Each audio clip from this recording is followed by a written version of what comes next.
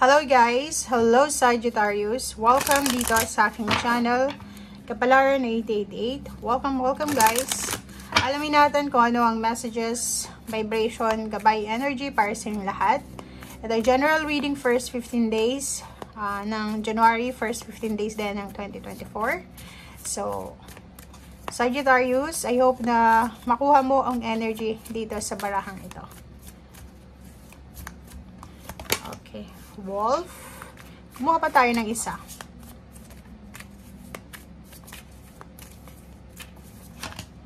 Oh, dalawa to.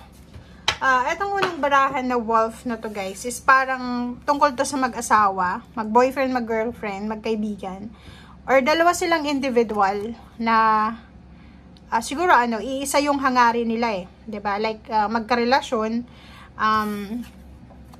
pwedeng ang sinasabi ng baraha sa'yo dito is, nandito si Archangel Sariel, kailangan mong maging independent, pero, but work together. So, ibig sabihin niya,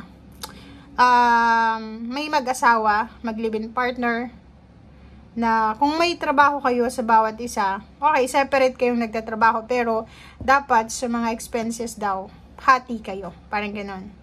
Working together para mag-blossom, mag-flourish yung relationship, or kung ito ay tungkol sa business, kailangan yung magtrabaho separately, pero gawin nyo yung obligation nyo, pero dapat yung mindset nyo, yung goals nyo, pareho din, diba? Okay. Okay, next is turtle. Be joyful and trusting. So, Archangel Jules, so yun, nakikita ko sa'yo, Sagittarius, na pwedeng, nasa long distance relationship ka, or pwedeng trust issues yung problema mo. Siguro, long distance relationship is either ikaw or yung karelasyon mo, nasa long distance relationship kayo, and parang iniisip mo na nahirapan ka na magtiwala sa kanya.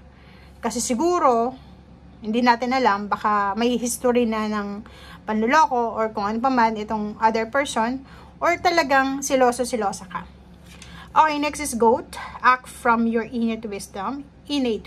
Archangel Polymech and Pan, God of Nature. So, ang last card na to na goat ay sinasabi sir na kailangan natin guys na wag magpadalos-dalos. Kailangan nating maging mature sa mga decision making natin sa buhay. Wag nating pairalin yung emosyon. Wag nating pairalin yung selos. Wag nating pairalin yung insecurities, parang gano'n. So, respect. Kailangan natin na respetuhin ang iyong sarili, respetuhin natin yung ibang tao, respetuhin natin yung emosyon ng ibang tao. Okay? So, ito yung sinasabi ng baraha. And, bago tayo gumawa ng desisyon, pag-isipan natin para hindi tayo nagkakamali or hindi tayo magkamali. Okay?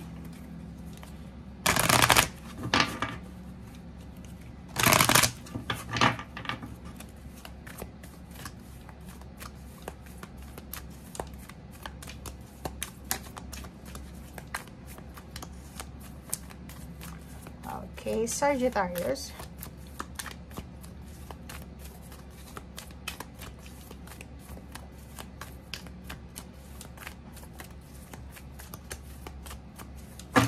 Oops. Oh, ang dami na ito guys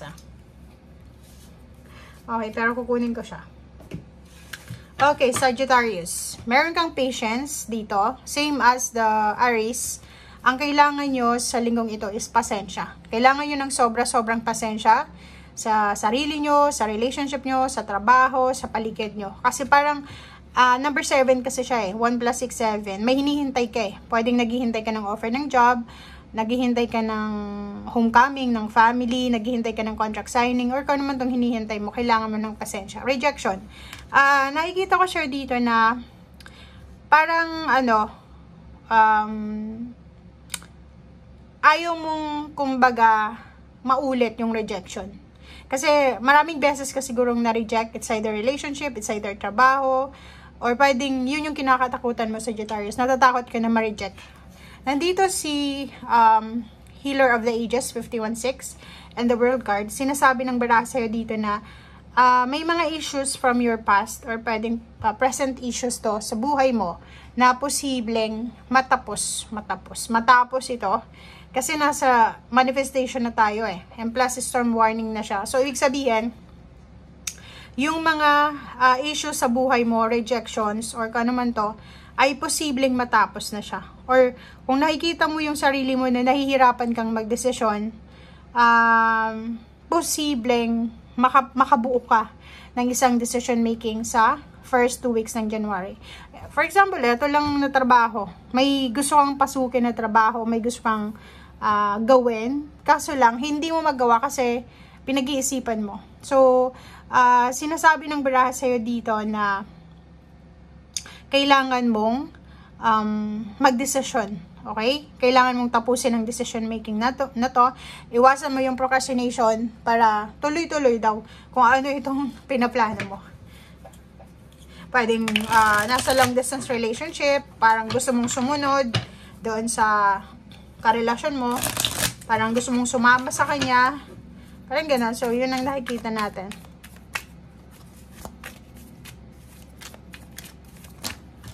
Okay.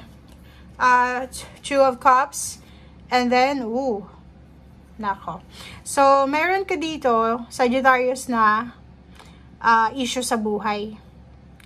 Parang ang pinoproblema mo sa ngayon, or yung issues mo sa ngayon, is tungkol sa yung asawa, karelasyon, or tungkol sa yung anak. If ever may anak ka lang. If ever wala ka pang anak, siguro tungkol to sa parents mo, or tungkol to sa mga taong involved sa'yo. So, trabaho to.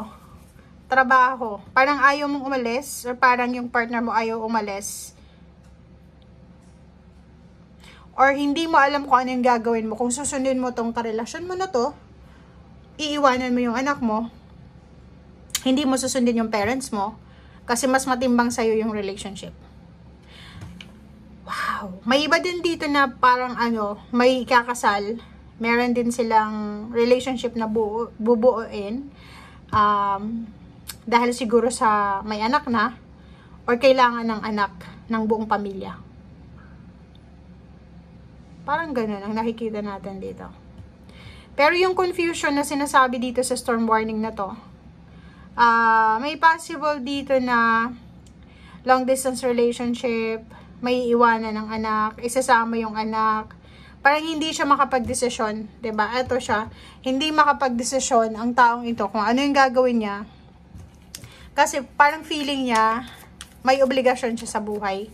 Like hindi siya makapag-focus ng 100% sa relationship niya dahil may obligasyon siya sa parents niya, or pwedeng hindi siya, 'di ba, makapag-desisyon tungkol sa kanyang journey dahil sa may obligation siya sa kanyang anak. Parang ganun yung sinasabi. So, comment down below, guys.